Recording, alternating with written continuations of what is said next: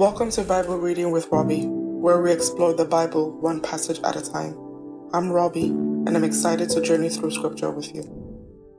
Genesis 37. So Jacob settled again in the land of Canaan, where his father had lived as a foreigner. This is the account of Jacob and his family. When Joseph was 17 years old, he often tended his father's flocks. He worked for his half-brothers, the sons of his father's wives, Bilhah and Zilpah. But Joseph reported to his father some of the bad things his brothers were doing. Jacob loved Joseph more than any of his other children, because Joseph had been born to him in his old age. So one day, Jacob had a special gift made for Joseph, a beautiful robe. But his brothers hated Joseph because their father loved him more than the rest of them. They couldn't say a kind word to him. One night, Joseph had a dream, and when he told his brothers about it, they hated him more than ever. Listen to this dream, he said. We were out in the field, tying up bundles of grain. Suddenly, my bundle stood up, and your bundles all gathered around and bowed low before mine. His brothers responded, So you think you will be our king, do you? Do you actually think you will reign over us? And they hated him all the more because of his dreams and the way he talked about them. Soon, Joseph had another dream, and again he told his brothers about it. Listen, I have had another dream, he said. The sun, moon, and 11 stars were bowed low before me. This time he told the dream to his father as well as to his brothers, but his father scolded him. What kind of dream is that? He asked. Will your mother and I and your brothers actually come and bow to the ground before you? But while his brothers were jealous of Joseph, his father wondered what the dreams meant. Soon after this, Joseph's brothers went to pasture their father's flocks at Shechem. When they had been gone for some time, Jacob said to Joseph, Your brothers are pasturing the sheep at Shechem. Get ready, and I will send you to them. I'm ready to go, Joseph replied. Go and see how your brothers and the flocks are getting along, Jacob said. Then come back and bring me a report. So Jacob sent him on his way, and Joseph traveled to Shechem from their home in the valley of Hebron. When he arrived there, a man from the area noticed him wandering around the countryside. What are you looking for? He asked. I'm looking for my brothers, Joseph replied. Do you know where they are pasturing their sheep? Yes, the man told him. They have moved on from here, but I heard them say, Let's go on to Dothan. So Joseph followed his brothers to Dothan and found them there. When Joseph's brothers saw him coming, they recognized him in the distance. As he approached, they made plans to kill him. Here comes the dreamer, they said. Come on, let's kill him and throw him into one of those cisterns. We can tell our father a wild animal has eaten him. Then we'll see what becomes of his dreams. But when Reuben heard of their scheme, he came to Joseph's rescue. Let's not kill him, he said. Why should we shed any blood? Let's just throw him into this empty cistern here in the wilderness. Then he'll die without our laying a hand on him. Reuben was secretly planning to rescue Joseph and return him to his father. So when Joseph arrived, his brothers ripped off the beautiful robe he was wearing. Then they grabbed him and threw him into the cistern. Now the cistern was empty. There was no water in it. Then, just as they were sitting down to eat, they looked up and saw a caravan of camels in the distance coming toward them. It was a group of Ishmaelite traders taking a load of gum, balm, and aromatic resin from Gilead down to Egypt. Judah said to his brothers, What will we gain by killing our brother? We would have to cover up the crime. Instead of hurting him, let's sell him to those Ishmaelite traders. After all, he is our brother, our own flesh and blood. And his brothers agreed. So when the Ishmaelites, who were Midianite traders, came by, Joseph's brothers pulled him out of the cistern and sold him to them for 20 pieces of silver. And the traders took him to Egypt. Sometime later, Reuben returned to get Joseph out of the cistern. When he discovered that Joseph was missing, he tore his clothes in grief. Then he went back to his brothers and lamented, The boy is gone. What will I do now? Then the brothers killed a young goat and dipped Joseph's robe in its blood. They sent the beautiful robe to their father with this message, Look at what we found. Doesn't this robe belong to your son? Their father recognized it immediately. Yes, he said, it is my son's robe. A wild animal must have eaten him. Joseph has clearly been torn to pieces. Then Jacob tore his clothes and dressed himself in burlap. He mourned deeply for his son for a long time. His family all tried to comfort him, but he refused to be comforted. I will go to my grave mourning for my son, he would say, and then he would weep. Meanwhile, the Midianite traders arrived in Egypt, where they sold Joseph to Potiphar, an officer of Pharaoh, the king of Egypt. Potiphar was the captain of the palace guard. Genesis 38.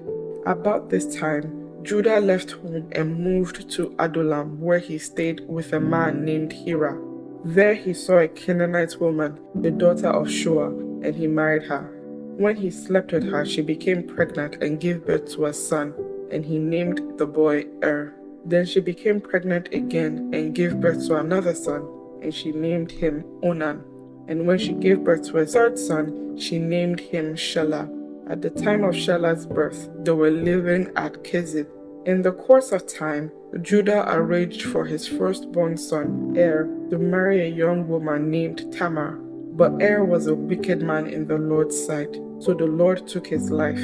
Then Judah said to Er's brother Onan, "Go and marry Tamar, as our law requires of the brother of a man who has died. You must produce an heir for your brother." But Onan was not willing to have a child who would not be his own heir. So whenever he had intercourse with his brother's wife, he spilled the semen on the ground. This prevented her from having a child who would belong to his brother. But the Lord considered it evil for Onan to deny a child to his dead brother. So the Lord took Onan's life too. Then Judah said to Tamar, his daughter-in-law, "Go back to your parents' home and remain a widow until my son, Shelah, is old enough to marry you." But Judah didn't really intend to do this because he was afraid Shelah would also die like his two brothers. So Tamar went back to live in her father's home. Some years later, Judah's wife died. After the time of mourning was over, Judah and his friend Hira the Adullamite went up to Timnah to supervise the shearing of his sheep. Someone told Tamar, "Look, your father-in-law is going up to Timnah to shear his sheep." Tamar was aware that Shelah had grown up, but no arrangement had been made for her to come and marry him. So she changed out of her widow's clothing and covered herself with a veil to disguise herself. Then she sat beside the road at the entrance to the village of Enaim, which is on the road to Timnah. Judah noticed her and thought she was a prostitute, since she had covered her face. So he stopped and propositioned her. "Let me have sex with you," he said, not realizing that she was his own daughter-in-law. "How much will you pay to have sex with me?" Tamar asked. "I will send you a young goat from my flock," Judah promised. "But what will you give me to guarantee that you will send the goats?" she asked. "What kind of guarantee do you want?" he replied. She answered, "Leave me your identification seal and its cord and the walking stick you are carrying." So Judah gave them to her. Then he had intercourse with her, and she became pregnant. Afterward, she went back home, took off her veil, and put on her widow's clothing as usual. Later, Judah asked his friend Hira the Adullamite to take the young goat to the woman and to pick up the things he had given her as his guarantee. But Hira couldn't find her, so he asked the men who lived there, "Where can I find the shrine prostitute who was sitting beside the road at the entrance to Enaim?"